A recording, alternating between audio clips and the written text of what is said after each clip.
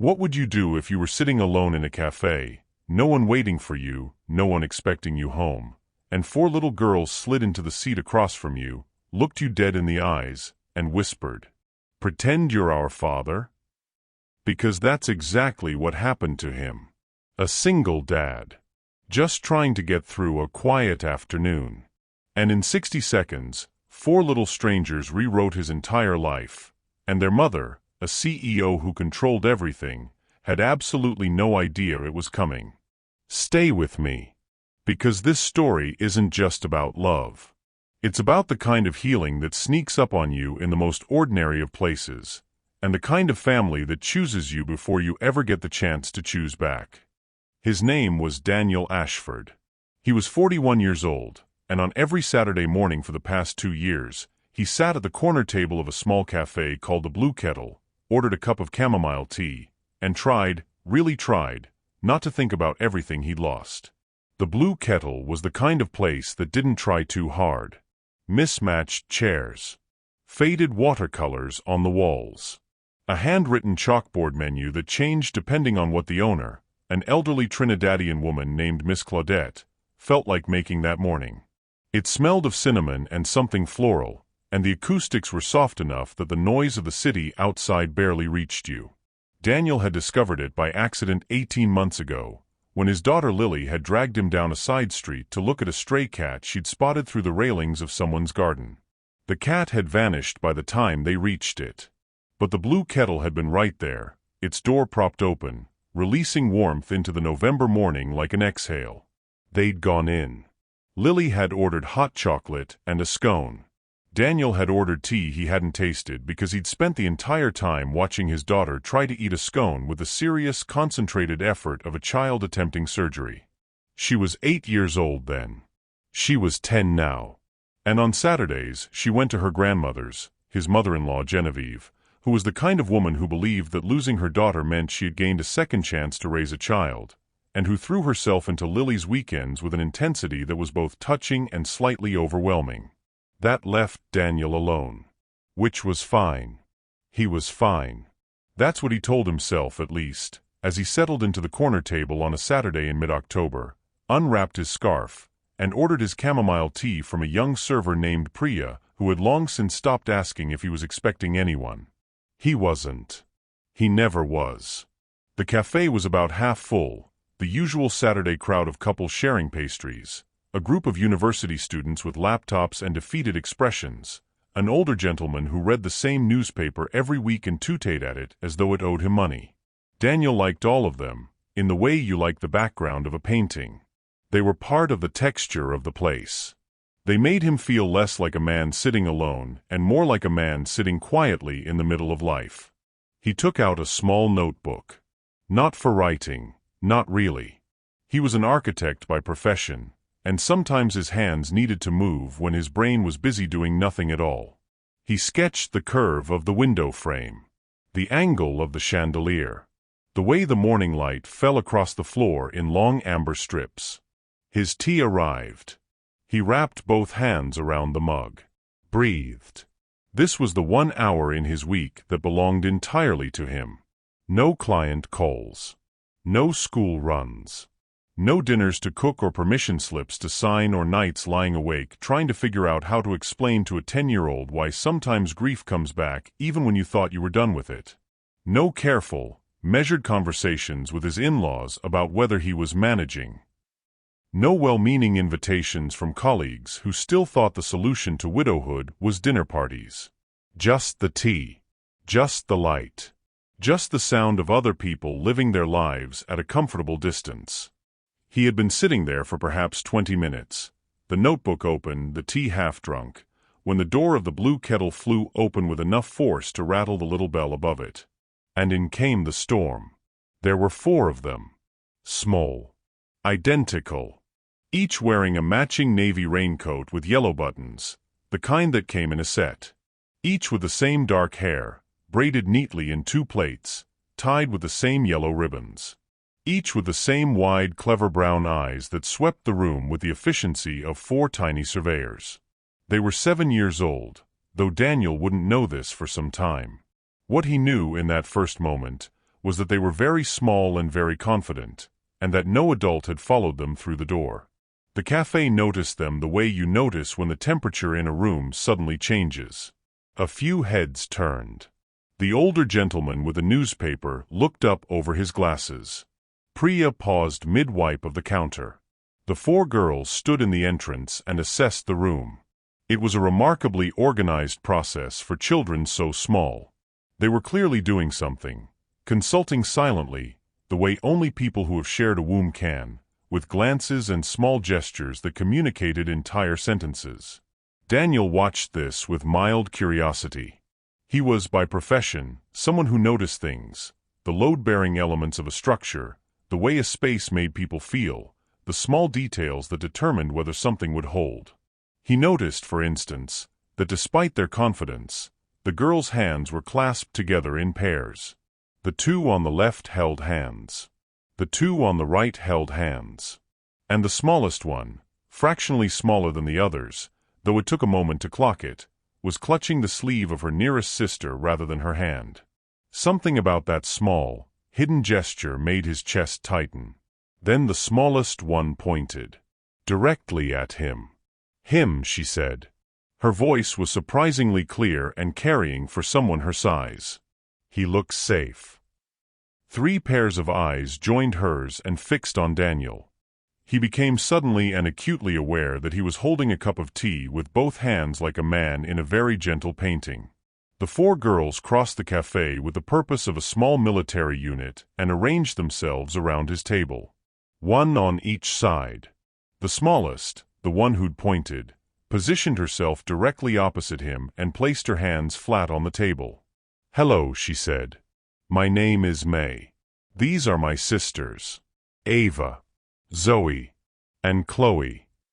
Each name delivered with a small nod in the relevant direction. "We need your help." Daniel set down his tea. "Hello," he said, because it seemed the right place to start. "Where are your parents?" A pause. A small, loaded exchange of glances. "Our nanny had to take a phone call," said Ava, or possibly Zoe. He hadn't tracked them well enough yet. "She's outside."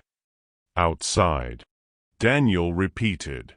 "She does that," said another sister, with the tone of someone describing a recurring weather pattern they had made peace with. "She's always on her phone." "I see." He glanced at the door. No adult was hovering anxiously. He looked back at the 4 serious faces arrayed before him.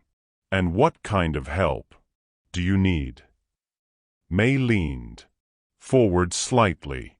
Her voice dropped to a register that was clearly meant to be a whisper, though it still carried to at least the nearest 2 tables. "We need you to pretend to be our father." Daniel Ashford had not expected his Saturday to go in this direction.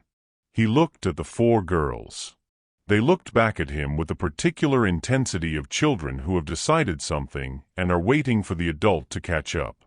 "You want me," he said carefully, "to pretend to be your father." "Just for a little while," said May. "Just while we're here. In the cafe." "And why," he said equally carefully, "do you need a pretend father?" Another one of those rapid, silent exchanges.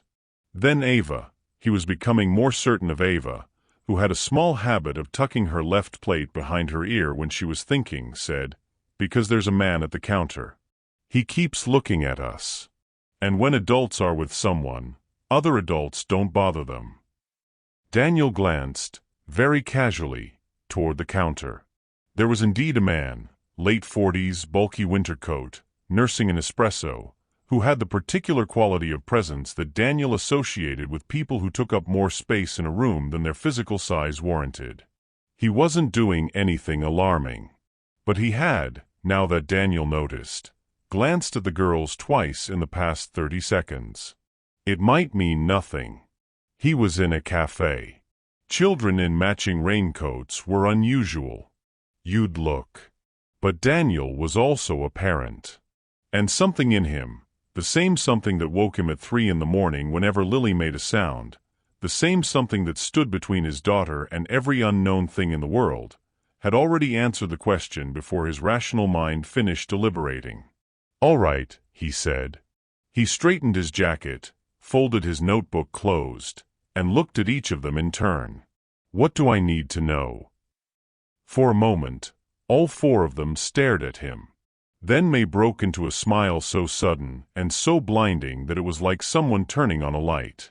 "You said yes," she said, almost to herself, as if she hadn't entirely expected it. "I said yes," Daniel confirmed. "So, names again." Slowly.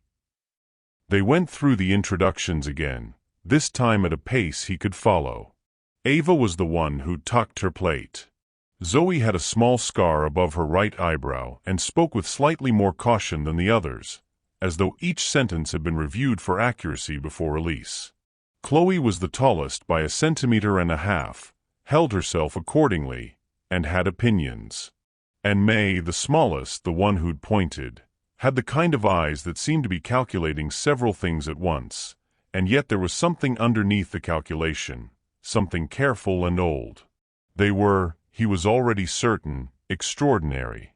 "Right," he said. "I'm Daniel. I'll be your dad for the afternoon. Do I need a backstory?"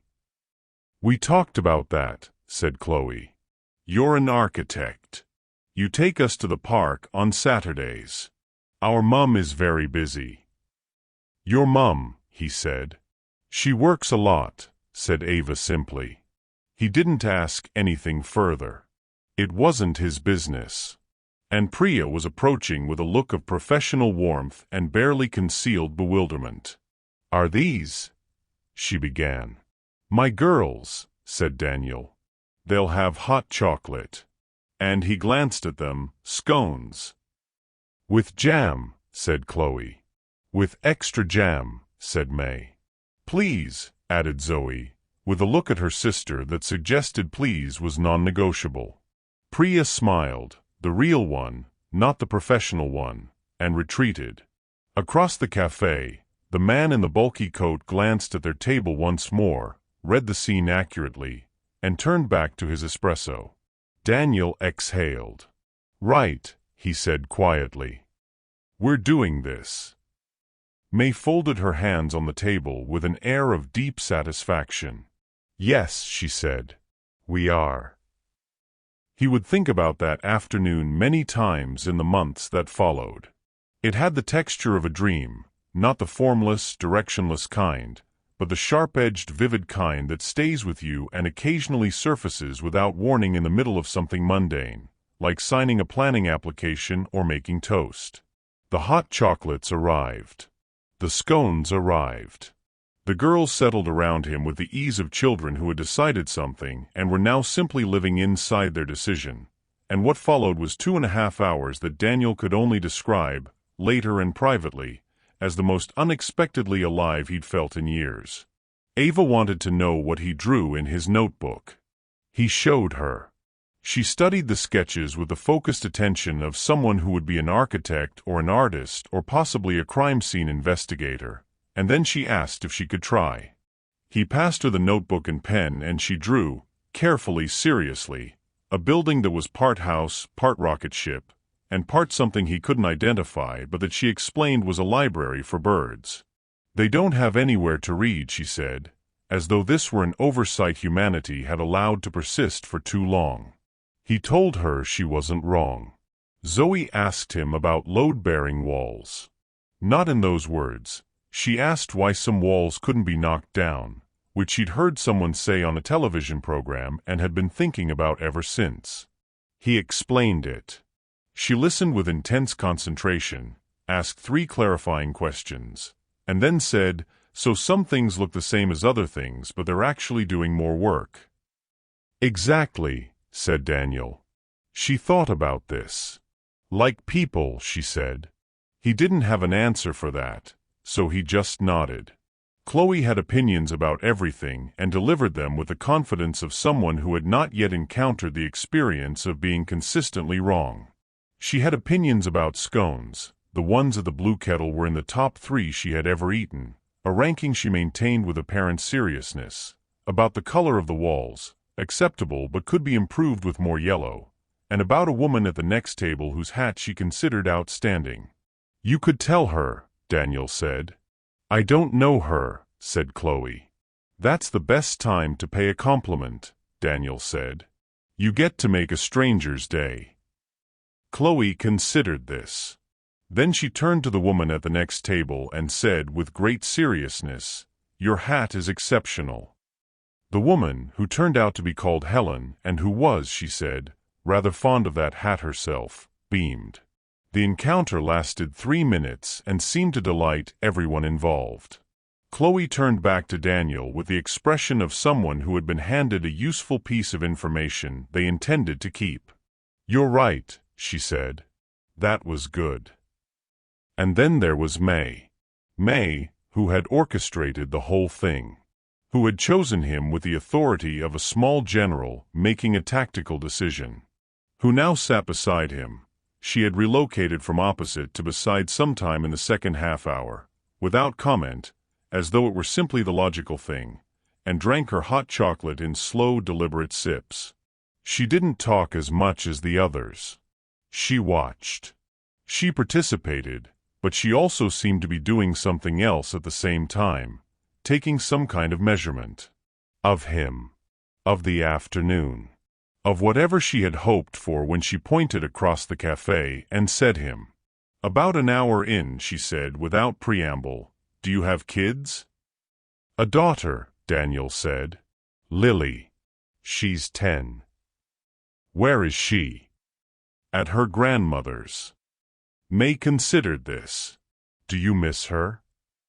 "Every minute," he said. It came out more honest than he'd intended. May looked at him steadily. Then she set down her hot chocolate, shifted slightly on the bench, and leaned against his arm. Not dramatically. Not as a performance. Just the way a child leans against something solid when they're tired, or cold, or simply because it's there and it feels right. Daniel sat very still. Then he let himself breathe, and he didn't move away. Across the table, Ava looked at Zoe. Something passed between them, the kind of small, precise communication that only people who have known each other since before language can manage. Ava smiled. Just slightly. And went back to her bird library. Time moves differently in the middle of something you didn't plan for. Daniel didn't notice the afternoon shifting around him until Priya came to clear the table and mentioned gently that it was coming up on 4 o'clock. He'd been there for nearly 3 hours. The tea was long gone. The scones were crumbs. Ava had filled 4 pages of his notebook. Chloe had paid 2 more unsolicited compliments to strangers, both of which had been well received. Zoe had explained to him with surprising accuracy how she thought aeroplanes stayed up, mostly correct, missing a few details, better reasoning than most adults. And May had not moved from his side since she'd leaned there, though she'd been intermittently dozing for the past 40 minutes. He realized, sitting there with a sleeping 7-year-old against his arm and 3 other pairs of eyes looking at him with trust that he absolutely had not earned and somehow had anyway, he realized that he felt something he hadn't felt in a very long time. Like a father. Fully.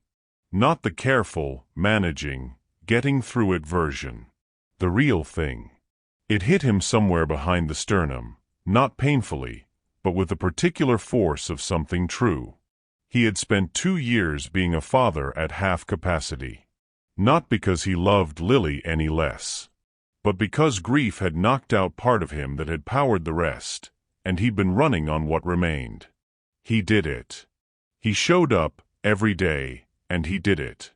But it had been effortful. A thing he managed, rather than a thing he inhabited. And in this cafe on this random Saturday, with 4 girls who didn't know him and owed him nothing and had chosen him anyway, something had come back on. He didn't know what to do with that. So he sat with it, which was what he did with most things he didn't know what to do with. Let it settle into the room. Let it be real. Your nanny, he said at last, looking at the three girls still awake. She hasn't come in. She probably forgot, said Chloe, without visible distress. She does that too? Daniel asked. She's not very good at her job, said Zoe, with clinical accuracy. Mum keeps almost firing her. Daniel made a mental note about the quality of the child care arrangements of whoever their mother was. Then he gently touched May's shoulder. Hey, he said quietly. Time to wake up. May stirred, opened her eyes, looked at him with the particular disorientation of a child mid-sleep in an unfamiliar place, and then she seemed to remember, and she sat up, and something rearranged itself in her expression. The calculation came back. But under it, or alongside it, something softer. We should probably call your nanny, Daniel said. She'll come eventually, said Chloe. Nevertheless, said Daniel, in the mild, implacable tone that parents develop without realizing it, that communicates this is not up for negotiation without being unkind. Ava reached into the pocket of her raincoat and produced a mobile phone. Not a children's model. A real one, in a case covered in small cat stickers. She pressed the screen. Yolanda's not answering, she said. Should we call Mum? A small silence. Mum's in a meeting, said Zoe. She's always in a meeting, said Chloe. She'll come out for this, said May, in a tone that settled something. She took the phone from Ava, looked at Daniel once, as though registering some decision. Then she called. Victoria Chun had not sat down since 8 o'clock that morning. This was, by her reckoning, not unusual. She was the chief executive officer of Chen Meridian Logistics, a company she had co-founded at 29, rebuilt from near collapse at 33, and taken to a valuation that made certain very confident men in very expensive suits look at her with a particular expression that meant they'd underestimated her and were recalibrating. She had, over the years, become fluent in that expression. It no longer interested her. What interested her today was the contract on her desk, the regulatory filing due by Monday, and the conference call that had been running since 2 o'clock and which her general counsel seemed disinclined to end. She was also, in a compartment she kept very carefully sealed during working hours, quietly worried about her daughters. Not in an immediate sense. Yolanda had texted to say they were out for a walk. Yolanda was, despite her daughter's assessments, not incompetent, merely easily distracted. The girls were safe. They always came home. But Victoria was aware, in the way she was aware of many things clearly, accurately, without looking directly at them, that her daughters were 7 years old and that Saturdays were long and that she had been in this office since before they woke up. She was aware that they had, in the past month, stopped asking her if she was coming to tuck them in, because they had learned, with the devastating practicality of children, that the question had a predictable answer. She was aware that this was not sustainable. She had known it for some time. Knowing and doing were, at present, separated by a gap she had not yet found the architecture for. Her phone buzzed. She glanced at it, expecting Yolanda. It was May. She put the call on hold. May. What's happened? Nothing bad, said May, in the voice Victoria had learned to read the way a sailor reads weather. It said nothing bad, but it also said something. Where are you? A cafe. The Blue Kettle. On Hadley Street. Where is Yolanda? Outside. She was on her phone. We came in without her. Victoria closed her eyes. Opened them. And you've been in the cafe how long? 3 hours. 3. With a man, said May. He's very nice. He's been our dad. Victoria put down her pen. She did this very carefully, as though she might need it later and didn't want to damage it. He's been your what? We asked him, May said. He's an architect. He draws birds. He draws. Ava does.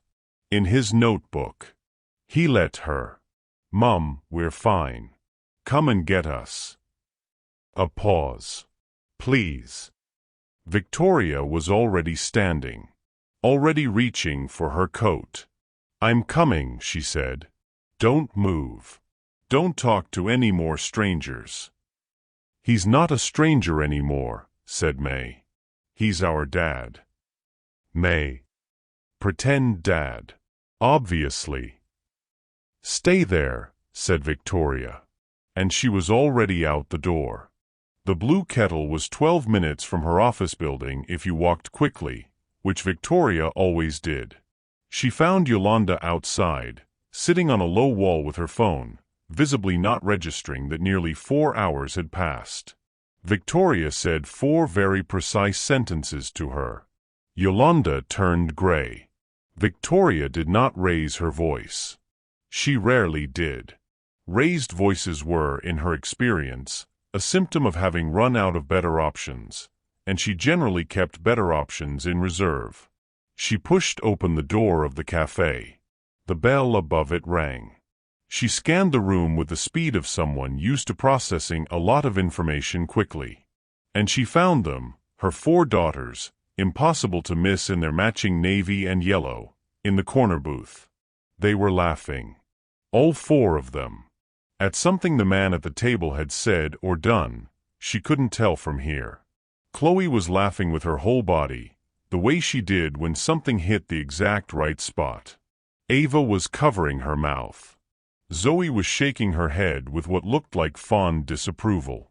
And May, serious, careful May, who laughed less than the others and always had, even as a baby, May was laughing with her eyes, which was the version that meant it was real. Victoria stopped. The man looked up. He was around her age. Brown hair, slightly untidy, like a man who cuts it regularly but doesn't think about it much in between. Tall, even sitting, she could tell by the proportion. Gray jumper, collar of a blue shirt visible beneath it. Good hands, she noticed without meaning to, the kind that came from actual work, from holding tools or pencils or both. He met her eyes, and for just a moment, a breath, a fraction, she had the strange unmooring sense that she had been looked at very directly by someone who was not trying to assess her, or impress her, or figure out what she was worth. He was just looking. She crossed the cafe. Her daughters noticed her arrival in sequence, Ava first, then Chloe and Zoe together, then May, who had been watching the door. "Mum," said May. The man stood. He was tall, as she'd expected. He had the slightly self-conscious quality of someone who had been doing something that he now wasn't sure how to explain. "Mrs. Chun," he said. Then, correcting himself before she could, "Ms. Chun. I apologize, I don't actually know." "Victoria is fine," she said, because it was. And because she was momentarily busy taking in all of this. The empty mugs, the crumb-scattered plates, the open notebook covered in what appeared to be architectural sketches alongside something that looked like a rocket-powered library, the easy proximity of her daughters to a man they hadn't known 3 hours ago. "I'm Daniel," he said. "Ashford. I know how this looks, and I think it needs to be said clearly, your daughters approached me. I haven't moved from this table since they arrived. I can give you Priya, the servers, contact details. She can confirm the whole afternoon." He said it without nervousness. Plainly. Because it needed saying and he'd said it. Victoria looked at him. Then she looked at her daughters. "Is that true?" she said. "Yes," said all 4 simultaneously, with the particular unarguable weight of a quadruple chorus. She looked back at Daniel Ashford. He was still standing. Still watching her with that quality of directness that she was finding, oddly, not uncomfortable. Most people were uncomfortable around her, nervous, or performing, or trying. He was doing none of those things. "Sit down," she said, to no one in particular. And then to Priya, who had appeared, "Could I have a coffee, please?" It wasn't a question. It was never a question. But Priya took it in good spirit, and Victoria sat down across from Daniel Ashford, and they looked at each other across a table covered in crumbs and bird libraries and the evidence of 3 hours of a life she hadn't been present for. "Tell me," she said, "what exactly they had you doing." He told her. She listened in the way she listened when something interested her, completely without interruption, her coffee cooling because she'd forgotten to drink it. He described the afternoon with the straightforward, slightly self-deprecating accuracy of a man who was used to reporting on things as they actually were. He described the man with the bulky coat. He described Ava's bird library. He described Zoe's theory about load-bearing walls and people. He described Chloe's compliment campaign and its remarkable success rate. He described May leaning against his arm. When he said that last part, something moved across Victoria's face. Not pain, exactly. Not regret. Something more complex. The expression of a woman who has made choices she stands by and occasionally grieves. She picked up her coffee. Drank some. Set it down. "They chose you," she said. "May chose me," he said. The others followed. They're good at that, following each other. They trust each other. "They do," she said. A small softness in it. Her daughters were currently at the counter with Priya, who had been persuaded to let them see the inside of the display cabinet.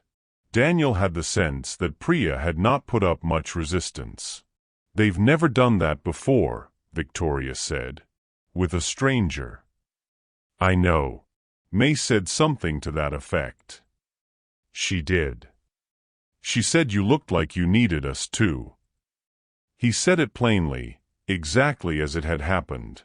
The smallest one. Victoria was quiet for a moment. "That sounds like her," she said at last. "She's remarkable," Daniel said, and it was just accurate, not flattery, and it landed that way, as information rather than performance. "They all are," said Victoria. A beat. "I don't say that because they're mine. I say it because it happens to also be true, and I think it's worth knowing a fact when you're in possession of one." He smiled. It changed his face considerably. "I agree entirely." She studied him briefly. She did this, studied people, as a matter of professional habit, but this felt slightly different. Less evaluative. More curious. "You have a daughter," she said. "Lily. They told me." 10 years old, he confirmed. "At her grandmother's today." "And your wife?" He didn't flinch, exactly. But something settled into stillness. "She died 2 years ago," he said. "Cancer. Fast. Faster than anyone expected." Victoria absorbed this. "I'm sorry," she said. And she meant it. She was not someone who said things she didn't mean. "Thank you," he said, in the tone of a man who has been thanked for this many times and has found the way to receive it gracefully without disappearing into it. "And the girl's father?" he asked carefully. Not intrusively, with the tone of a man who understood that some questions were the price of fairness. "Not in the picture," she said. Crisp. Not dismissive. The tone of a door that is closed but not locked. He was never really. It was complicated, and then it wasn't, and now he's just not. The girls have never known anything different. "But they know what a father is," Daniel said. "Enough to want one for the afternoon." Victoria looked at him. "Yes," she said, after a moment. "They do." Neither of them said anything else for a moment. It was not, Daniel thought, an uncomfortable silence. It had the quality of two people in a room who have both said something more true than they intended to, and are deciding quietly what to do with it. They left the cafe at 5:15. The October evening had arrived while they weren't watching. The sky outside a deep blue-gray, the street lamps already on, throwing circles of amber light on the wet pavement. The girls filed out first, Chloe announcing that the evening smelled like autumn and would smoke and something possibly chocolate, but probably just autumn. Ava retained Daniel's notebook. He had given it to her when it became apparent that she was unlikely to stop drawing in it without a crisis, and tucked it under her arm with the solemnity of someone carrying something valuable. Zoe and May were last. Zoe paused in the doorway and looked back at Daniel. "Thank you," she said, with precision, meaning it. "Thank you," he said back. She considered him one more moment, then followed her sisters. May went last. She stopped in front of him. She was looking at him with that measuring quality he was starting to understand was not calculation, exactly, it was something more like care. She was trying to understand things. About him. About the afternoon. About whether it had been real. "May," Victoria said gently from outside. "1 second, Mum," she said, without turning. And then to Daniel, "Will you be here next Saturday?" "I'm usually here on Saturdays," he said. "Same table." "Same table." She nodded, as though something had been confirmed. Then she walked out.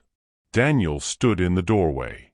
Victoria was outside, her coat pulled against the evening chill, her daughters clustering around her as she zipped up the smallest buttons of May's raincoat and smoothed down Zoe's collar.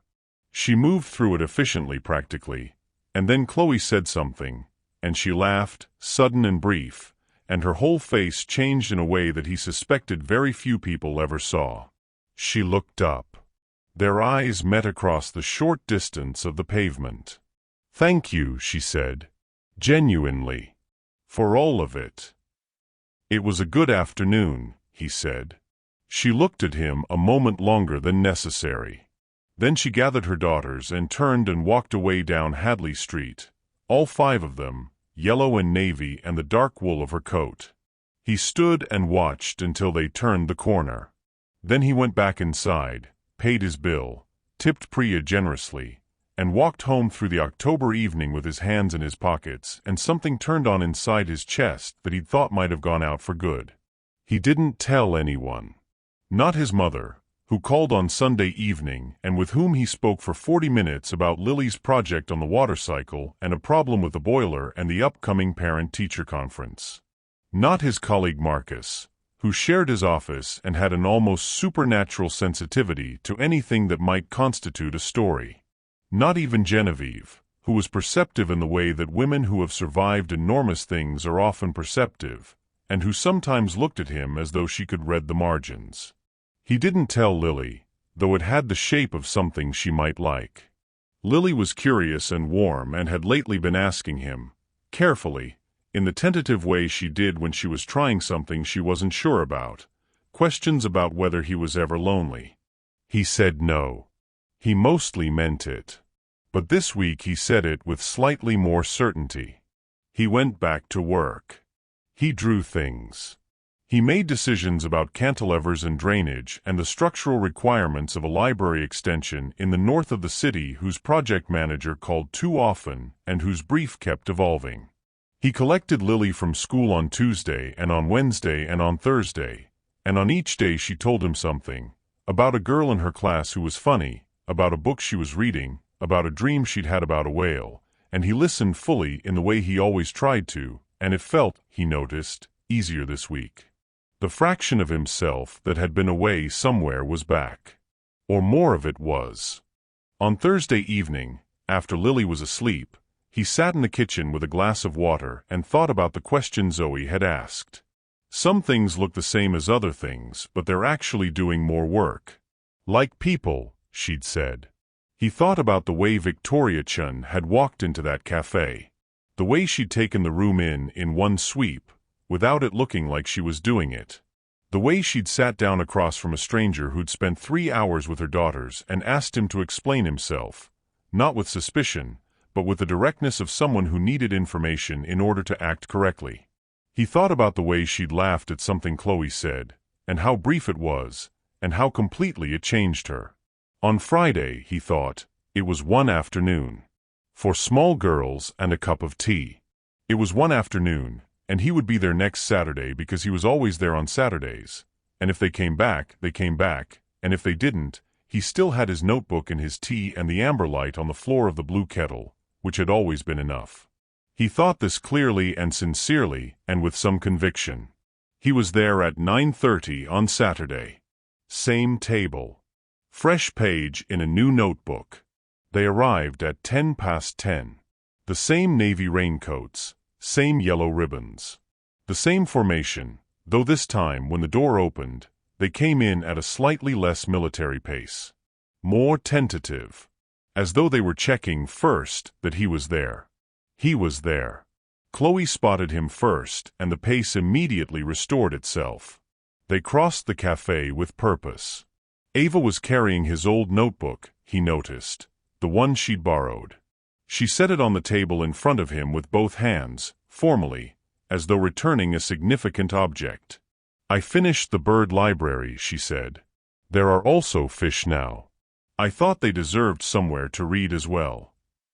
He opened the notebook. The drawings had expanded across 6 pages, detailed, inventive, increasingly elaborate. The bird library had grown wings. It had sprouted turrets. It was now also, apparently, a lighthouse. "This is extraordinary," he said, and he meant it. "You can keep it," said Ava. "I've started a new one." She produced from her coat pocket a small sketchbook of her own, clearly just purchased, still with the paper smell. "Your mum let you come back," he said, as they settled in. "She didn't say we couldn't," said Chloe, which was technically an answer. "She said to say hello," said Zoe. A pause. "And to tell you she fired Yolanda." "She was going to fire her anyway," said May. "Still," said Zoe. Daniel looked at them all. They looked back at him with the easy confidence of people who have established that they belong somewhere. "Hot chocolates," he said. "And scones," said Chloe. "We told Mum about the scones. She said she'd had a scone here once, years ago, and it was very good." "She'd been here before?" Daniel said. "She goes past it sometimes," said May. "She said she used to walk down this street when she was thinking things out." Something in him found this interesting in a way he chose not to examine too closely. He ordered the hot chocolates. Priya arrived with them in a manner that suggested she had been waiting for the girls to reappear and had perhaps even prepared. And the Saturday settled into itself, and the afternoon moved, and it was good. It was, if anything, better, because this time the tentative had been removed. There was no need for backstories or pretend arrangements. They just came in and sat down and were, and so did he, and so was he, and that was all it needed to be. Victoria arrived at 2:30.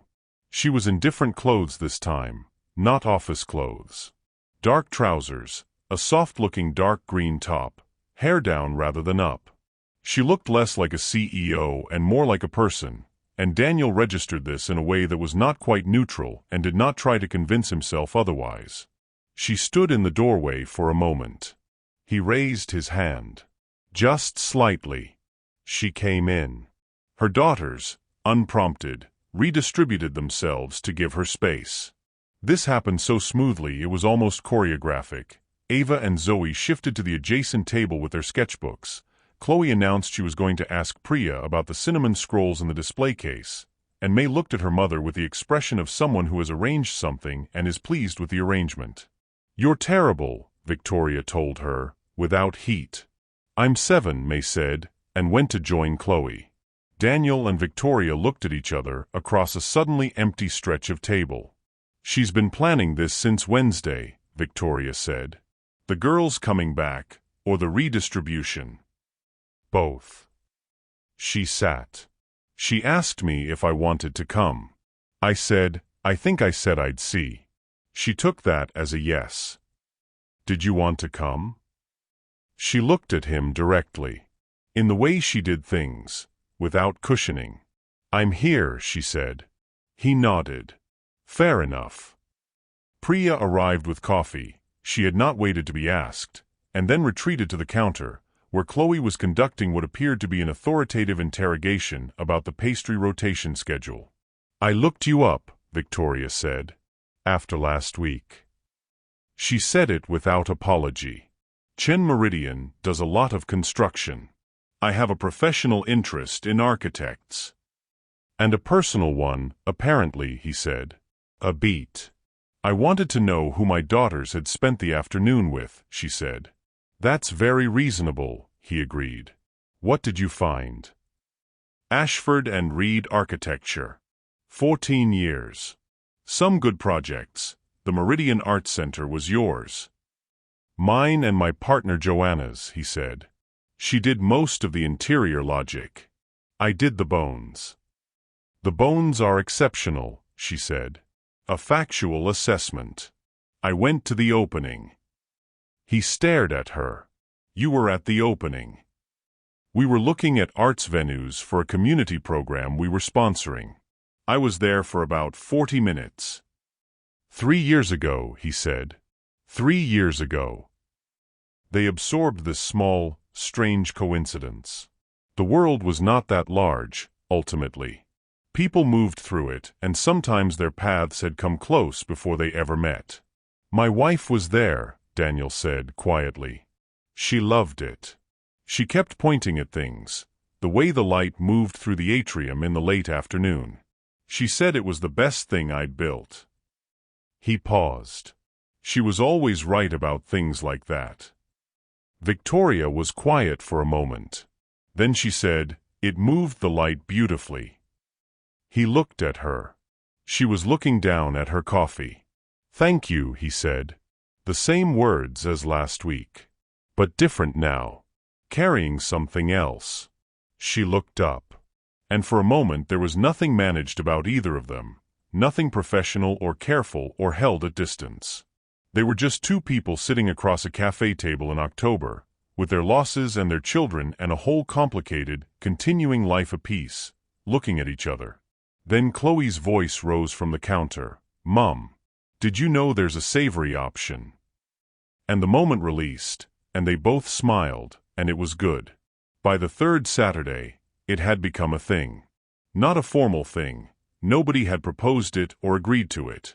It had simply accumulated, the way some arrangements do, through repetition and comfort and the particular gravity that exists between people who are good for each other without yet knowing quite how good. Daniel was at the Blue Kettle by 9:30. The girls arrived by 10. And Victoria, on Saturdays when she could, which was most of them now, which was itself a thing that her PA Renata had noticed and quietly adjusted the schedule around, arrived somewhere between 1 and 3, depending on what the morning held. The rhythm of it settled into the weeks and became part of them. Like a structure, Daniel thought, one that had grown organically rather than been designed, that had its own load-bearing points and its own logic, that held without anyone having to stand there holding it. He and the girls had developed their own language of the Saturday mornings. Ava brought her sketchbook always, and they had settled into a quiet companionship of drawing together. She would show him her current project, he would show her his work sketches, and they moved between them without needing to narrate.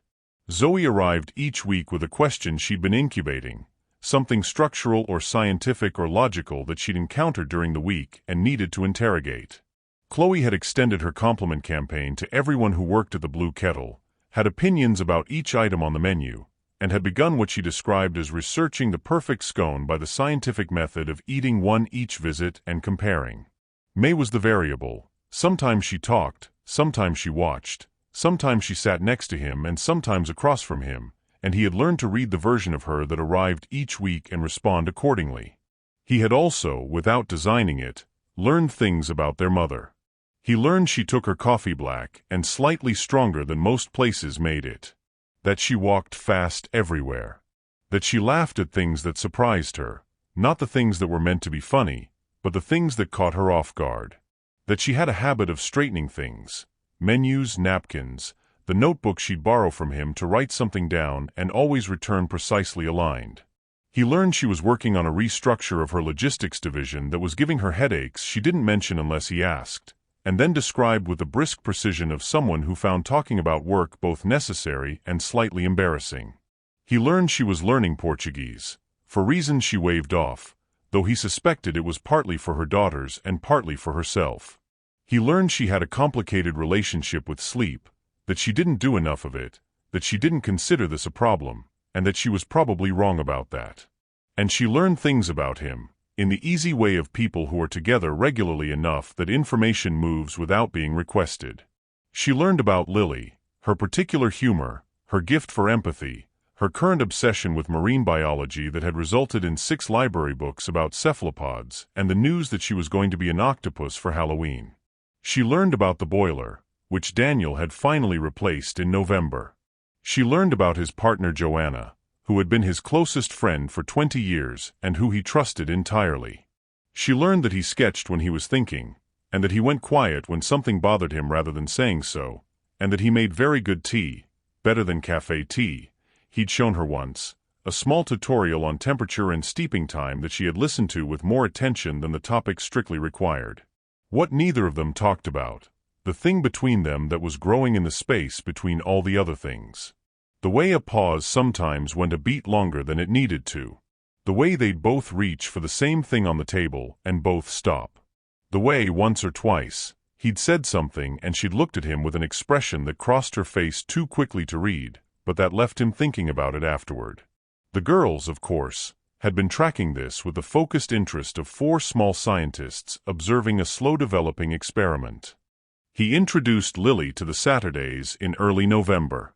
She'd heard about them, not the details, just that he'd been meeting some people at the cafe. She'd asked, with her customary directness, what people?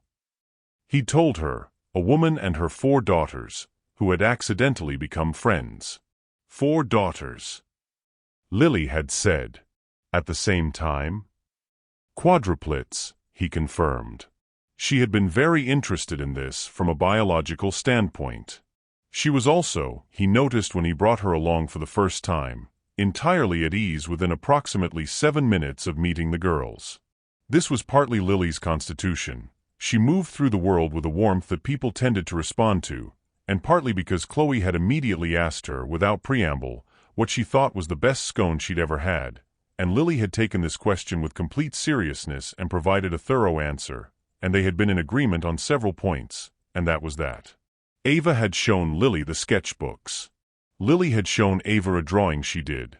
She wasn't an architect. She drew animals, almost exclusively marine, with the particular accuracy of someone who had read 6 library books about cephalopods. Ava had been interested and impressed. Lily had been deeply gratified.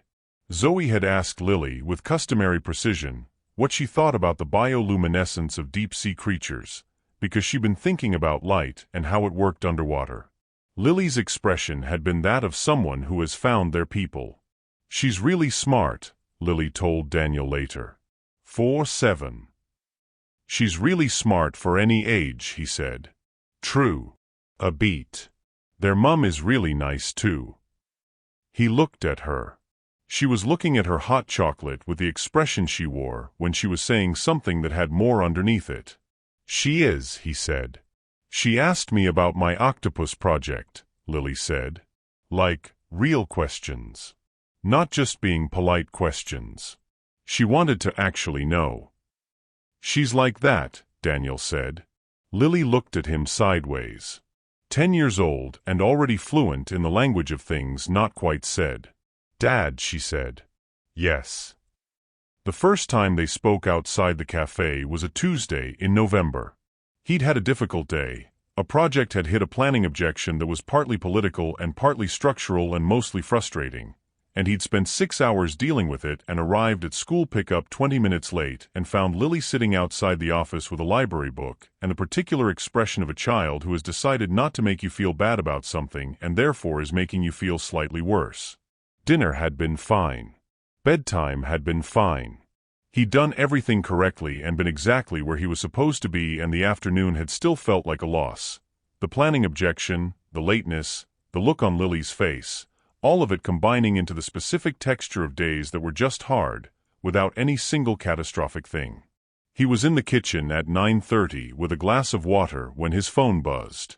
Victoria Chun. A message. Ava has made a structural assessment of our house and concluded that the downstairs extension will fall down within 3 years. I showed her the architect's report from when we bought it. She read it and said the architect missed something. I can't tell if she's right. He stared at it. Then he typed, "Tell me which section she's concerned about." What followed was 45 minutes of the most unexpected conversation. Ava, via Victoria, had identified a genuine question about the drainage specifications in the report that was not exactly wrong but was, as he explained, based on assumptions that might not account for the particular clay soil in that part of the city. He walked Victoria through it. She relayed questions from Ava. He answered them. It was partly a genuine structural consultation and partly something else that he was not going to name while standing in his kitchen at 10 past 10 on a Tuesday. At the end, she says thank you. Also, she thinks you should get a second opinion on the planning objection from someone who knows the local council's actual priorities rather than their stated ones. She says people's real priorities are usually different from the ones they write down. He typed, "She is 7 years old. Victoria, I'm aware. She was also right about the drainage." She was. A pause. "Victoria, difficult day?" He looked at that for a moment. Then, "Yes. You?" "Victoria, difficult month. But tonight was good." Yes. It was. And there it was, small, simple, real. The first thread that ran between them outside the cafe and outside the Saturdays. Something that existed in the ordinary Tuesday night, in the kitchen, in the dark. "Nothing," she said, and smiled into her hot chocolate. He thought about asking her to dinner for approximately 3 weeks. He thought about it with the particular combination of certainty and uncertainty that characterizes things that matter. He was certain he wanted to. He was uncertain, not about her, not about himself, but about the shape of what they were building, and whether introducing a formal proposal into something that was growing naturally might alter it in ways he couldn't predict. He thought about Sarah. He did this less than he used to, but more deliberately, as an act of honesty, a checking in with himself about what he was feeling and what it meant. He loved Sarah. He would always love Sarah. Grief had not changed that, and nothing else would. But grief, he had come to understand slowly, the way you come to understand a landscape you have lived in long enough. Grief was not the same as love. Grief was what happened to love when the person was gone. And love, the real kind, the kind that had gone into making Lily, the kind that had been 10 years of a life, that love had not diminished. It had just found its shape. It had settled. And there was room, he thought. Not instead. Not replacement. Room, the way a well-built house has room, not because you knock things down but because you understand the structure well enough to know what can be added. He didn't ask her to dinner. What happened? Instead was that on the last Saturday of November, the rain came down so hard that the street outside the Blue Kettle was half flooded by 2 o'clock, and Miss Claudette, who had been running the cafe alone that day because Priya had a cold, looked at the weather and then at her watch and then at the table where Daniel and Victoria and 5 children were sitting, and said, "Nobody's going anywhere in that. I'll make soup."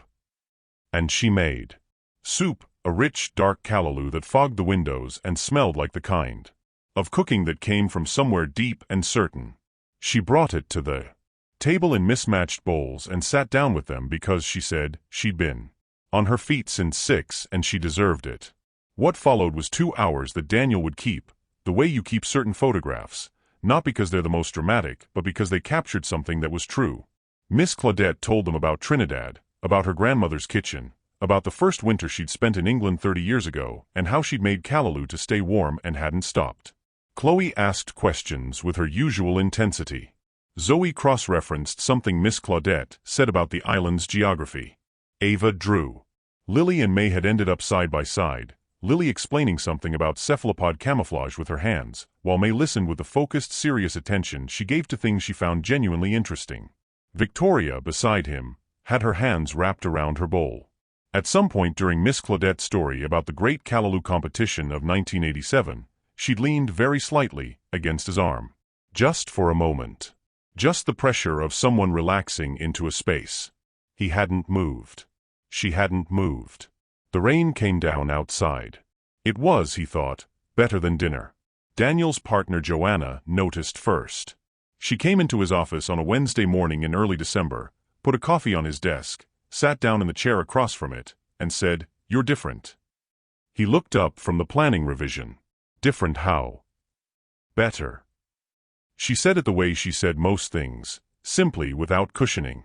Joanna was Dutch and had grown up in a household where directness was a value rather than a personality trait, and 20 years of friendship had made Daniel fluent in it. "You've been better since October. I noticed it, but I didn't want to say anything in case I was wrong." "You're rarely wrong about anything," he said. "I know. Who is she?" He looked at her. "I'm not," he began. "Daniel." Just his name, in the tone that meant, "Don't." He told her. All of it, the cafe, the girls, the Saturdays, the Tuesday night in the kitchen. Joanna listened without interrupting, which was unusual for her and meant she was paying very serious attention. When he finished, she said, "Chen Meridian." "Yes. They're on the consortium for the Hartley Street development." He had not made this connection. He did the maths quickly. The Hartley Street development was one of 3 major tenders they were pursuing in the new year. Chen Meridian Logistics was providing the supply chain infrastructure. If they won Hartley Street, their firms would be professionally entangled. "That's," he started. "Complicated," Joanna finished. "It's complicated. It's not impossible. But it's something you should know before you do anything." A pause. "Are you going to do something?" He didn't answer immediately. He picked up his coffee. Looked at the revision on his desk. "I don't know," he said.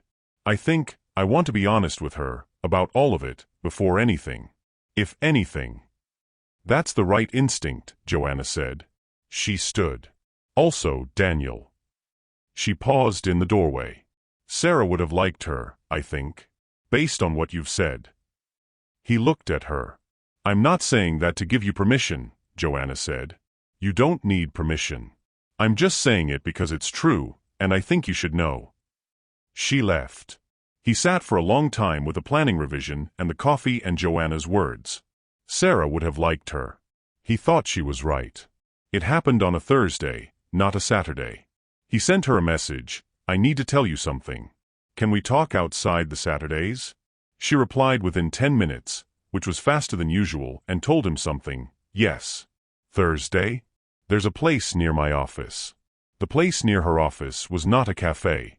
It was a small wine bar, warm, understated, the kind of place that had good lighting and quiet enough corners for a conversation. He arrived first and ordered water. She arrived at 6:15 in office clothes again, hair up, and there was a 3-second adjustment as they calibrated the context. They had never been alone before, without the girls, without the backdrop of the blue kettle and all its accumulated familiarity. She sat. Ordered wine. Looked at him.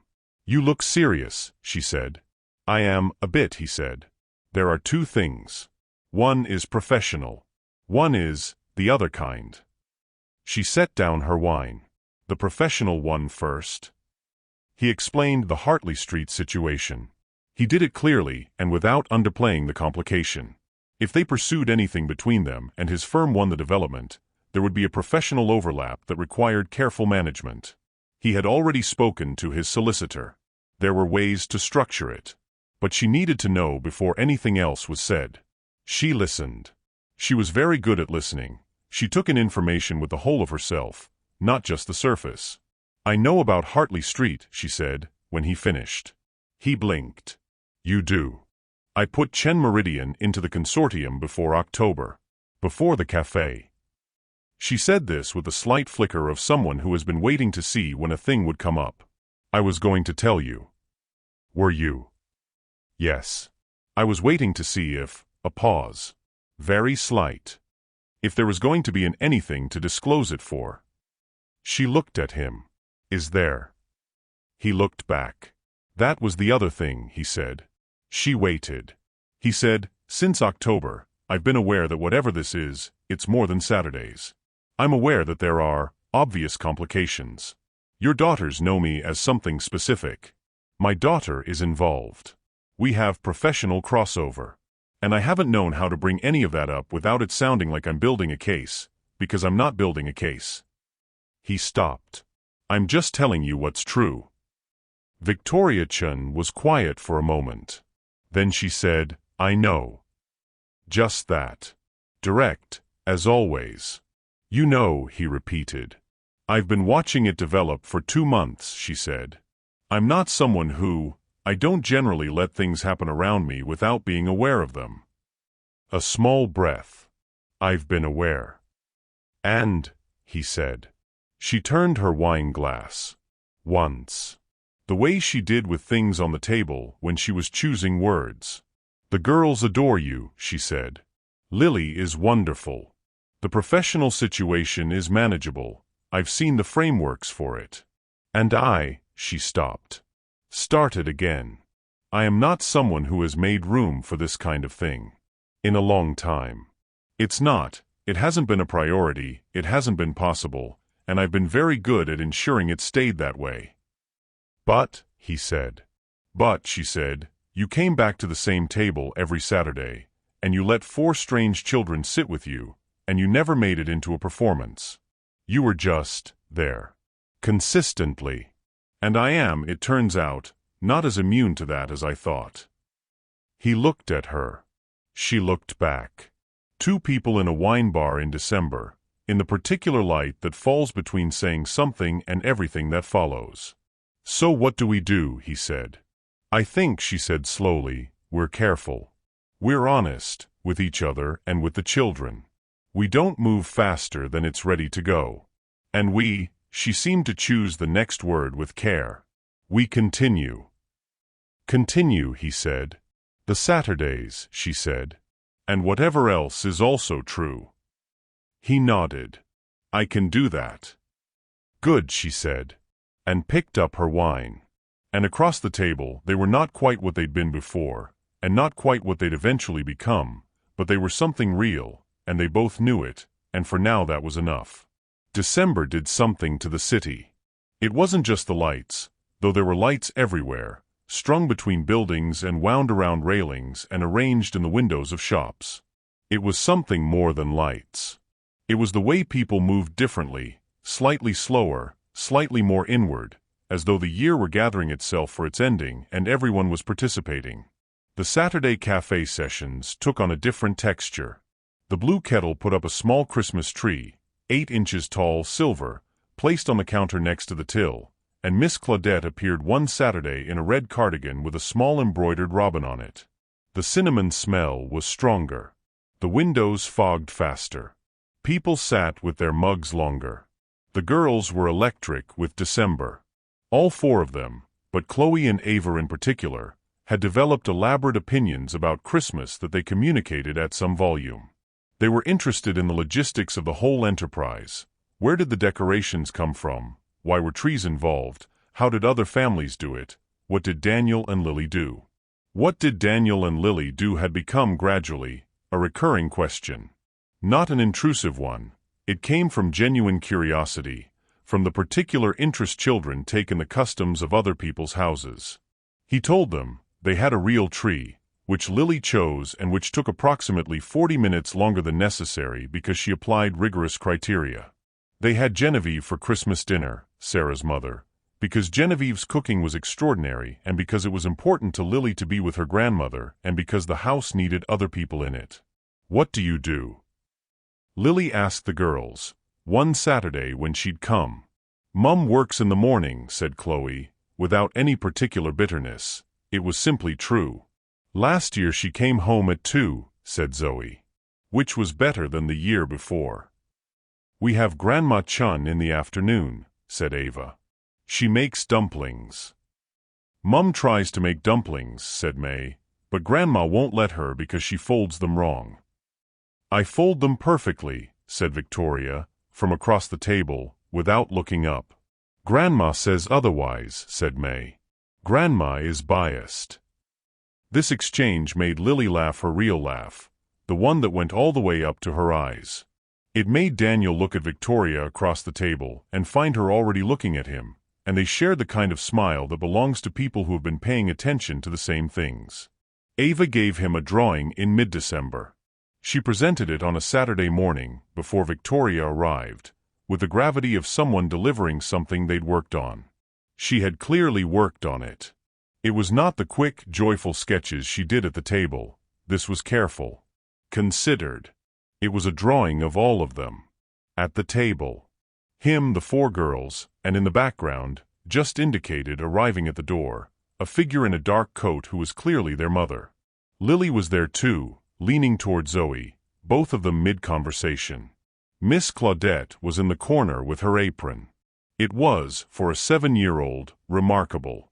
Not just technically, though it was technically good, with attention to proportion and light that most adults couldn't manage. But the feeling of it. It had the warmth of something that was real. He looked at it for a long time. "Ava," he said. Thank you. This is really." "It's what it looks like," she said simply. "From the outside. I thought you should see." He looked at her. She was watching him with the steadiness that all 4 girls had in their own way, but Ava's had a particular quality, a kind of patient faith.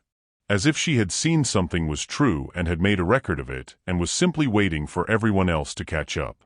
"Thank you," he said again, meaning it differently. "More." She nodded, and went back to her sketchbook. He set the drawing carefully against the salt cellar and didn't move it for the rest of the morning. When Victoria arrived, she saw it. She stopped, looked at it for a long moment. Then she looked at Ava. "When did you do this?" "Last week," said Ava. "From memory?" "I remember things," said Ava. Victoria touched the edge of the drawing. Very briefly. Then she sat down and ordered her coffee and said nothing else about it. But for the rest of the afternoon she was slightly softer at the edges, as though something had touched a place she didn't often let things reach. The last Saturday before Christmas was the 21st of December, the solstice. The shortest day. It had been dark since 4 o'clock. The city outside was lit, and cold, and full of the particular energy of the last few days before everything pauses. The blue kettle was warm and smelled of something baked with orange peel and cardamom that Miss Claudette had produced from somewhere in her kitchen without announcing it. Victoria came at noon instead of the afternoon. She came in with her coat and her hair slightly damp from the cold, and her daughters looked up from whatever they were doing and something in them settled, that small, instinctive settling that children do when the person they're most anchored to arrives. Lily was there. They had become, by now, easy with each other in the way of people who share something important. Lily and the 4 girls occupied a comfortable social ecosystem, distributed around Daniel like electrons. Lily looked up at Victoria and said hi, with the natural warmth she extended to everyone Daniel trusted, which was a kind of endorsement. Victoria sat next to him. Not across, next to. This was new, or newly normal, the distinction having blurred. They talked about Christmas. About the Hartley Street development, which was progressing, a separate conversation, managed, as they'd agreed, with the professionalism they both brought to everything. About Lily's end-of-term presentation on deep-sea bioluminescence, which she had delivered with, apparently, a hand-drawn diagram that had been described by her teacher as unusually advanced. About the Portuguese, which Victoria admitted she was using to have conversations with her phone, because she found it less embarrassing than having conversations with actual Portuguese speakers. "Por quê?" he said. She turned and looked at him. Then she laughed, the surprised kind, the real kind. "You speak Portuguese," she said. "Some. Badly. My mother's Brazilian." "You never mentioned that. You never asked." Across the table, May looked at Chloe. Chloe looked at Zoe. Something moved through them, very quickly, like a current. Miss Claudette arrived with the orange cardamom thing. It was, it transpired, a kind of bread, sweet and light and extraordinary, and they passed it around the table and it was good. It was very good. The whole afternoon was good, in the way that some afternoons are, not because anything dramatic happened, but because everyone in it was exactly where they should be. When they left at 5, The night was complete, and the street lamps were golden, and the children were animated with the proximity of Christmas. Victoria walked with Daniel to the corner where their routes diverged. She stopped. He stopped. "Merry Christmas," she said. "If I don't." "You won't," he said. "But Merry Christmas." She looked at him. He looked at her. The girls were a small distance ahead, just out of easy earshot, though May was at the edge of that distance and clearly paying attention. "We're taking this carefully," she said. "We are," he agreed. "I think that's the right thing," she said. "So do I." "And yet," she said. "And yet," he said. She reached out and touched his hand, brief, deliberate, the way she did things. Then she turned, gathered her daughters, and walked away into the December night. Lily appeared at Daniel's elbow. "Dad," she said. "Yes." "She touched your hand." "I know." Lily thought about this for 2 seconds. "Cool," she said, and walked on. He followed, smiling at the dark. They texted through Christmas. Not constantly. Neither of them were people who needed constant contact. But enough. Small things, the kind that accumulate without meaning to. A photograph Ava had sent him of the drawing she'd done of their Christmas tree. A message from Victoria saying that she had, against all expectation, folded the dumplings correctly this year, and that her mother had said nothing, which was the highest form of praise. A message from him saying that Lily had received, from Genevieve, an actual scientific paper on octopus cognition, and had read the entire thing on Christmas afternoon, and had then explained it to everyone at the table in detail. Victoria, she's going to be formidable. Him, she already is. He had called on Boxing Day. Not with a plan, it had just been natural, in the way things had been becoming more naturally possible. She had been sitting with her mother watching an old film, and she stepped out to talk, and they were on the phone for an hour, and when he hung up he sat in his kitchen with the particular quality of silence that follows something good. The new year came. January arrived with its characteristic gray practicality, the removal of lights, the return of normal pace, the slight deflation that follows any long-held note. But the Saturdays resumed on the 6th of January, and the blue kettle was there, and so was Daniel, and so were the girls, and at 2:12 Victoria walked through the door, and Miss Claudette put on the kettle without being asked. "January," said Chloe, with the exhaustion of someone surveying a long road. "January," Victoria agreed, sitting down. "It'll be February soon," said Zoe. "That's true," said Daniel. "February has things going for it." "What things?" said Chloe. "Pancake Day," said Lily. "Probably." She checked with Zoe on dates. They consulted Ava's phone. Yes, Pancake Day was in February. The information was received with appropriate respect. And the afternoon went on and January became gradually less oppressive, because most things are less oppressive when you're inside them with people who are good company. In the 3rd week of January, they walked. Not as a planned thing. After the Saturday session, it was a rare bright day, cold, very clear, with a particular pale gold light that winter produces on its best afternoons. The children wanted to go to the park. The park was 15 minutes away. They all went.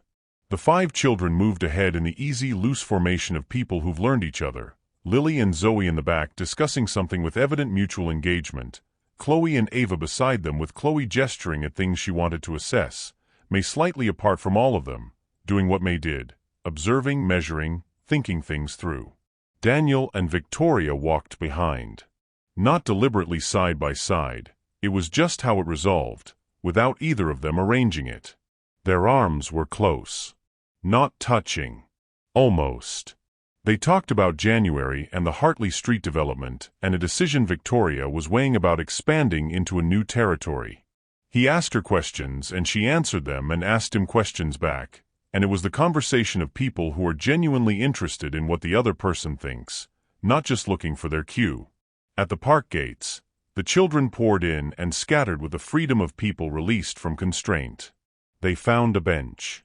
Saturday. The winter sun came through the bare trees in long clean lines.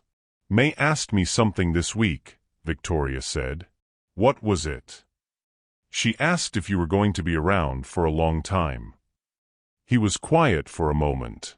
What did you tell her? I said I thought so.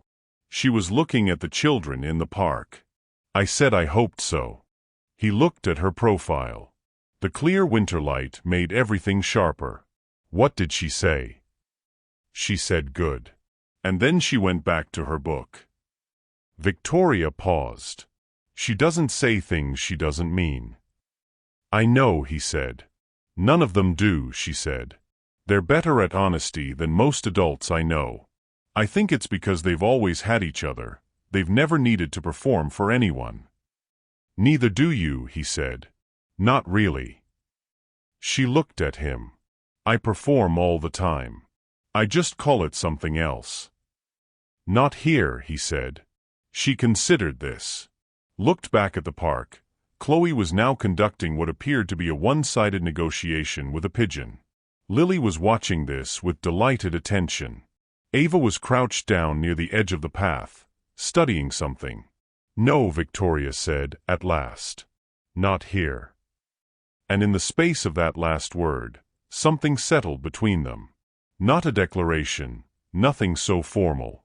Just a kind of shared acknowledgement that the thing they were in was real, and that they were both choosing to be in it, and that was enough to go on. May came and sat beside her mother. She leaned against her.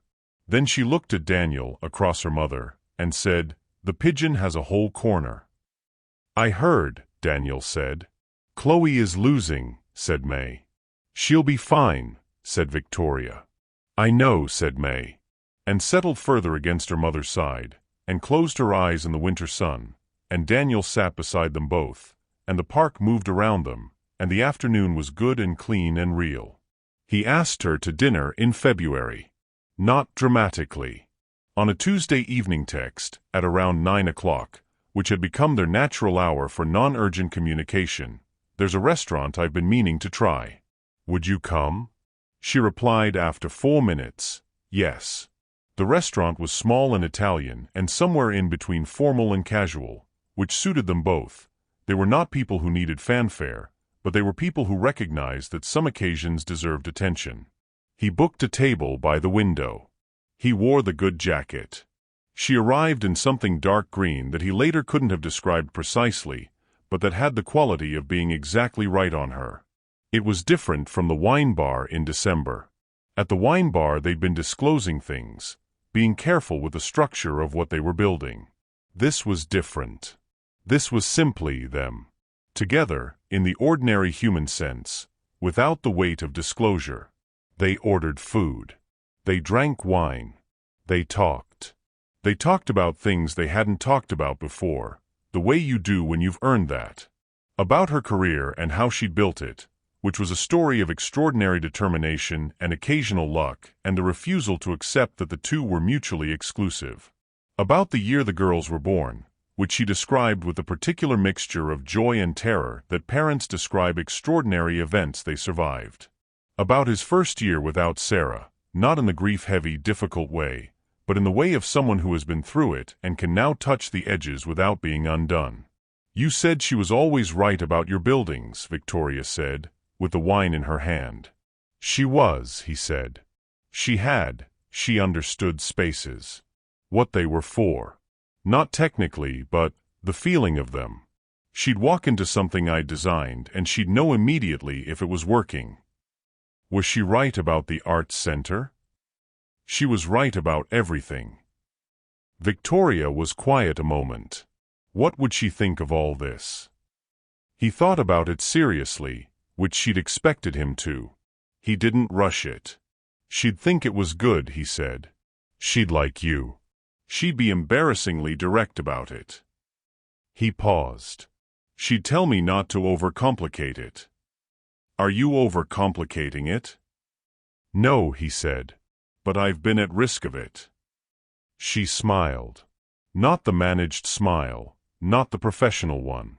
The one he'd first seen in October when Chloe said something on the pavement that lasted a beat and changed everything. "You're not the only one," she said. They walked back to her building after. The February night was cold but not unpleasant. The city moved around them at its evening pace, people and lights and the distant sound of music from somewhere. At the door, she turned to him. "Daniel," she said. "Victoria." She looked at him steadily. "I'm not easy," she said. "I work too much and I'm too direct and I don't always explain myself when I should. My daughters are extraordinary, but they are also 4 of them. I have a complicated relationship with my own mother and an ex-partner who is manageable but occasionally not." "Victoria," he said. "Yes." "I've been sitting next to you every Saturday for 4 months," he said. "I know." She stopped. "And," she said. "And I'm still here," he said. Simply. She looked at him. The city moved around them. Something in her face, very quietly, let something go. "Okay," she said. "Just that." "Okay," he said. And that was how it was. Not a dramatic declaration, no single moment, no orchestrated scene. Just 2 people who had been watching each other across cafe tables and November rain and December streets, deciding together, without fanfare, to continue. The following Saturday, May arrived at the Blue Kettle and sat down across from Daniel before her sisters had even settled. She looked at him with that measuring expression. "Something's different," she said. "Is it?" he said. She considered him. Mum was different this morning. She made her own tea, which she doesn't usually do. She made it wrong, too strong, and she didn't notice. "Maybe she was tired," Daniel said. "Maybe," said May. "Or maybe she was thinking about something." She folded her hands on the table. When people are thinking about something that makes them happy, they forget small things. That's what Zoe says. "Zoe is very often right," Daniel said. "I know," said May. She looked at him for another moment. Then she said, "When I pointed at you in October." "Yes." "I knew you weren't dangerous," she said.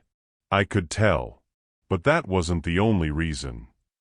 "What was the other reason?" he asked. She was quiet for a moment. "You were alone, but you didn't look angry about it," she said. "Some people alone are angry. You were just waiting. And I thought," she stopped. Started again. "We needed someone to practice on." "Practice?" "Having a dad," she said, in the tone of someone stating something that should be obvious. "We don't know how. We've never had one. Mum doesn't talk about it, but we know it's something other people have and we don't, and we wanted to." She paused, considering the word carefully. "Understand it." Daniel looked at her. "And," he said gently. "And it was good," she said. Simply. "Better than I expected." A beat. "You're better than I expected." He didn't say anything for a moment. Because there wasn't anything adequate to say, and he had learned enough about May to know that silence, with her, was not absence. Then he said, "You knew when you pointed at me that I had a daughter. You knew I was already a dad." "I could tell," said May. "The way you were sitting. Like someone who is used to being responsible for someone. And you thought he'll know how to do it." "I thought," said May, with the precision she always brought, "that you would be kind about it. Even if you said no." He looked at the smallest of the 4 sisters. The one who'd pointed. The one who'd chosen him. "May," he said. "Yes. Thank you. For pointing." She considered this. Then she smiled, not the blinding, sudden smile of October, but something quieter. More owned. "You're welcome," she said, and picked up her hot chocolate.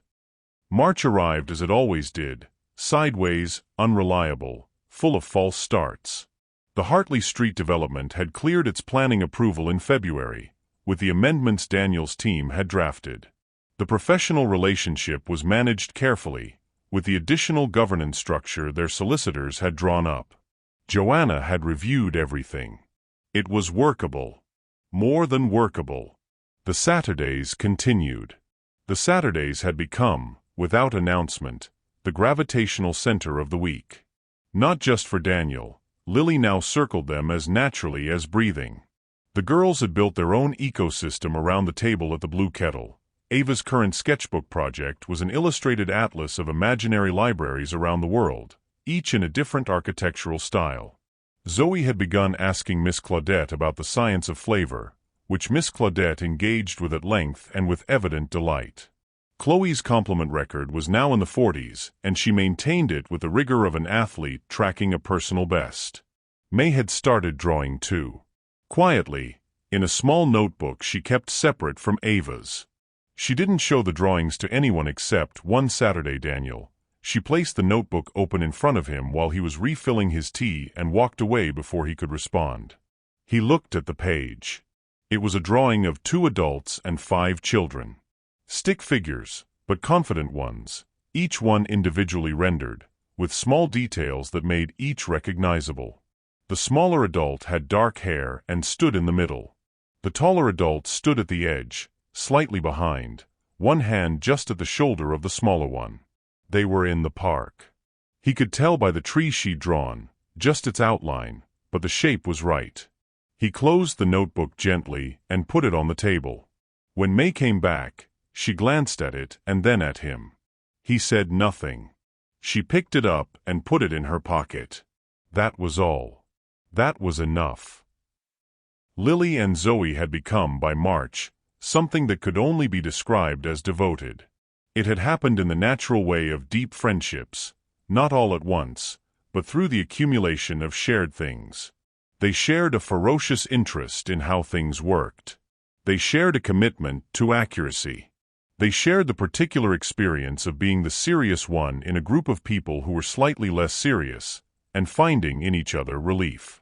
They had regular conversations, sometimes at the cafe, sometimes, in the new arrangement that had evolved since January, via messages relayed through their parents. Lily had asked in February if she could give Zoe her number directly. Victoria had asked her daughters. Zoe had said yes before the question was fully formed. The exchange had happened. Lily had reported the following evening that she and Zoe had discussed the structural properties of deep-sea sponges for 45 minutes and that it had been genuinely great. "They're going to be something when they grow up," Victoria said, on a Saturday in March, watching the two of them from across the cafe. "They already are," Daniel said. Victoria looked at him. He was watching the girls with the expression she had come to recognize, fond, slightly awed, the expression of a parent who keeps being surprised by their child even though they've had the evidence for years. "You know," she said, "when I came into this cafe in October, I had about 45 different thoughts in the first 30 seconds. About me. About the situation. About Yolanda. About the man with the coat." She paused. "You were in there too. Near the top." "What thought?" he asked. She considered. "That you were real," she said. "That it was real. The afternoon." A pause. "That was the thought I didn't know what to do with." He looked at her. "And now?" She met his eyes. "Now I know what to do with it." It was Lily's idea. She raised it on a Sunday evening in late March with the self-possession of someone who has thought it through. "Dad, can the girls come here? Just one Saturday? I want to show them my room. And the whale thing." The whale thing was a model she'd built, a blue whale, life cycle, scientifically accurate, which occupied most of a shelf and several weeks of her life. It was, objectively, extraordinary. He asked Victoria. Victoria checked with the girls. The response was, apparently, immediate and unanimous. So on the last Saturday of March, instead of the Blue Kettle, all 4 girls came to Daniel and Lily's house. It was, in the way of things that matter, slightly terrifying and entirely right. The girls arrived in their coats, still matching, which he'd come to think of as simply part of who they were, and entered the house with a particular attention of people mapping a new space. Chloe had opinions about the entryway. "Very nice," she said, and she meant it. Ava looked at the drawings on the walls with the focused assessment of someone taking notes. Zoe asked immediately where the kitchen was and, on being shown, examined it with interest. And May stood in the hallway and looked around quietly, and then she said, "It feels like you." "Like me how?" Daniel asked. "Like someone who pays attention to things," she said. "It's everywhere." He didn't know quite what to say to that, so he just showed them upstairs. Lily presented the whale with the controlled energy of someone trying not to appear too excited about the fact that they are very excited. It was, predictably, a success. Zoe asked 17 questions, all good ones. Ava wanted to draw it.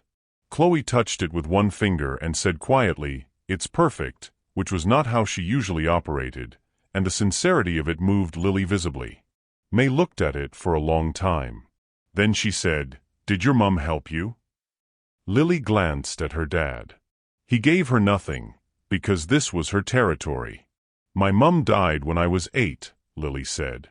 "Steady practiced, the way you say things you've said before. Dad helped.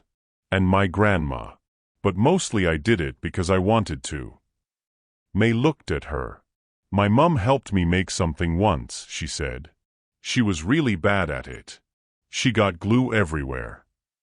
Lily laughed. "What were you making?" "A model of the solar system," said May.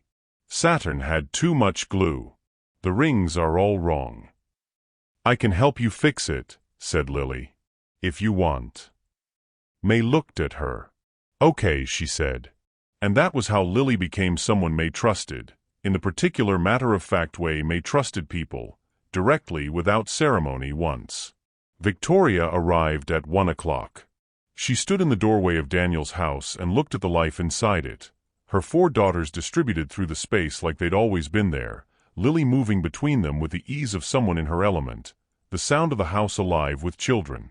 Something in her face, when she thought no one was looking, was very open. Daniel was looking. He usually was. "Come in," he said. "I made tea." She came in.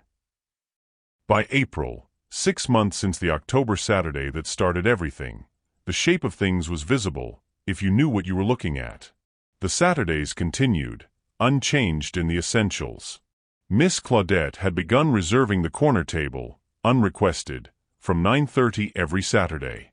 Priya had started making Ava's hot chocolate slightly less sweet, because Ava had, during the winter, decided she preferred it that way, and Priya paid attention. The drawing books had accumulated, 2 of Ava's, 1 of May's, and 3 pages in Daniel's revolving notebooks that were entirely in Lily's hand. Beyond the cafe, they had dinner together, all of them, or some combination, roughly once every 2 weeks. Not formally, not ceremonially. Just easily. Victoria was good at practical things. She had come to Daniel's kitchen in February and reorganized it, not by force but by asking questions about what he used and where he usually looked for it, and then suggesting, and he'd agreed because she was right and she usually was. He had, in exchange, fixed a sash window at her house that had been stuck since November. It had taken 20 minutes. She had watched him do it with her arms folded and an expression he now knew meant she was trying not to say something. "What?" he said when he climbed down. "Nothing," she said. "Victoria." "I was just thinking," she said, "that it's useful to know someone who can fix things." "That's what I'm for," he said. She looked at him. "Among other things," she said, and went to make coffee with the composure of someone who has not just said exactly what they meant. He stood in her hallway with the working window above him and smiled at the wall. Among other things. The children were finding each other across the distance of the weeks between Saturdays. Lily and Zoe texted with regularity. Ava had started sending Lily photographs of her drawings for feedback. Chloe had appointed Lily as her advisory panel for compliment strategy, which meant Lily received occasional urgent messages like, "Is it too much to compliment someone's shoes and their personality in the same sentence?" "Depends on the delivery," Lily had reported back. "Generally, no." Chloe had acted on this intelligence and reported outcomes. May and Lily had fixed the solar system. They'd done it on a Sunday afternoon in March, at the kitchen table in Victoria's house, with proper materials and the kind of focused quiet that settles over two people who are working on something together and don't need to fill the silence. The rings of Saturn were now correct.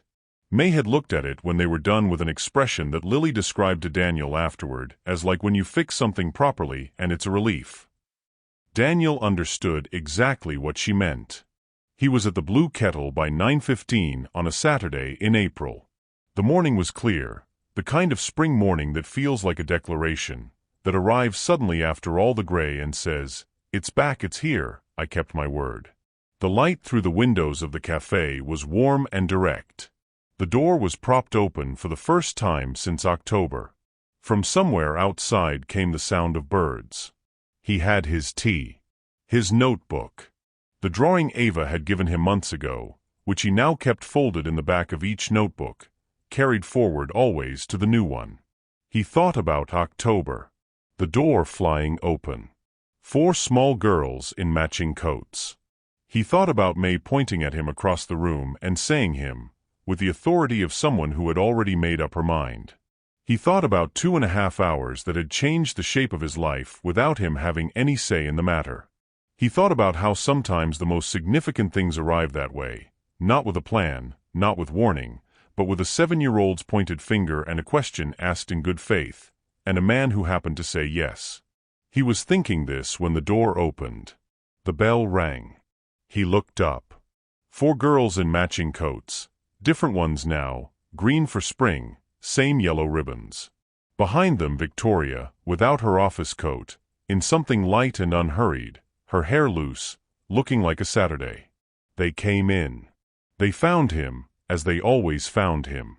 Chloe and Ava first, Zoe just behind, and May last, and May paused when she reached the table and looked at him with that look, the measuring one, the careful one, the one underneath which was something that had been growing for 6 months and that he could now read clearly. She sat down beside him. As she always did now. Victoria came to the table. She sat across from him. She met his eyes and there was nothing in it that needed to be said. "Good morning," she said. "Good morning," he said. Priya was already there with the hot chocolates. Miss Claudette appeared from the kitchen with something that smelled of lemon and sugar and early spring. The door was still open. The birds were still there. Ava opened her sketchbook. Zoe had a question. He could see it gathering in her expression. Chloe had opinions about the new seasonal menu.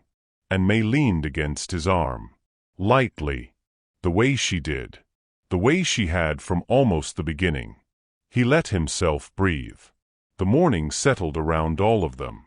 Everything that would come next, the next Saturday, and the one after, and the whole unplanned future of it, was still a question. They were still building something, still in the early architecture of it, still figuring out what each piece could bear. There were things to navigate and things to learn and things that would be hard before they were easier. But this was real. The corner table at the Blue Kettle, on a Saturday morning in April. The door propped open to the spring. A cup of chamomile tea that was warm in his hands. And around him, solid present chosen.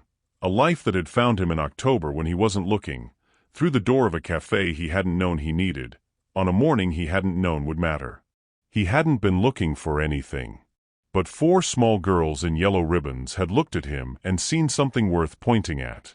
And he had been, as it turned out, the right man to say yes. May pointed at him from across the room.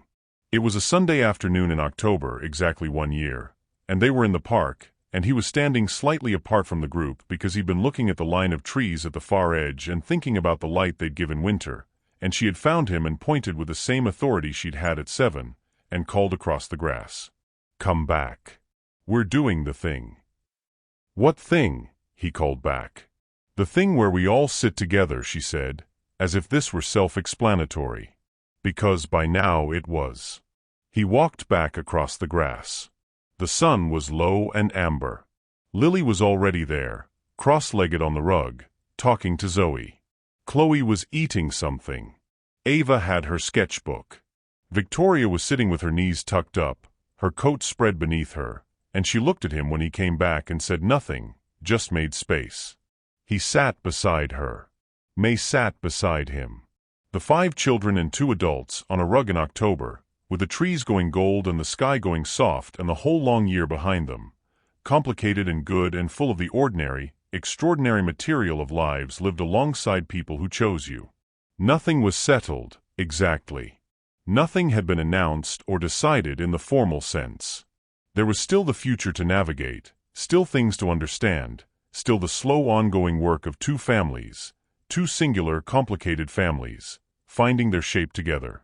But here in the park in October, with May's shoulder against his arm and Victoria beside him and all 5 children in the amber afternoon, it felt like a home. Not a building. Not a permanent thing decided in advance. The kind that grows, the load-bearing kind, the kind that holds because people build it carefully with real things over real time. May looked up at him. "Are you happy?" she asked, with the directness she'd had from the beginning. He looked at her. He looked at the afternoon. He looked at Victoria, who was listening, who had turned just slightly toward him. "Yes," he said. Simply. "I am." May nodded, as though this was the correct answer and she had been waiting to confirm it. "Good," she said, and went back to watching Chloe argue with a pigeon. Victoria, beside him, let out the smallest breath. Almost nothing. Something. He found her hand. She didn't move away. The park moved around them. The year turned. The light was gold and going. And it was, in all the most important ways, just the beginning. Thank you for spending this time with Daniel, Victoria, Lily, May, Ava, Zoe, and Chloe. If their story moved you, if you smiled at the cafe table, or felt something in the park at the end, hit that like button. It costs nothing, and it helps more people find stories like this one. Subscribe if you want more. We tell stories here about ordinary people in ordinary places, and the extraordinary things that happen when they say yes. And in the comments, tell me, was there a moment that got you? Was it May pointing? Was it the soup in the rain? Was it Lily and the whale? Tell me which one. I read every single one. See you again.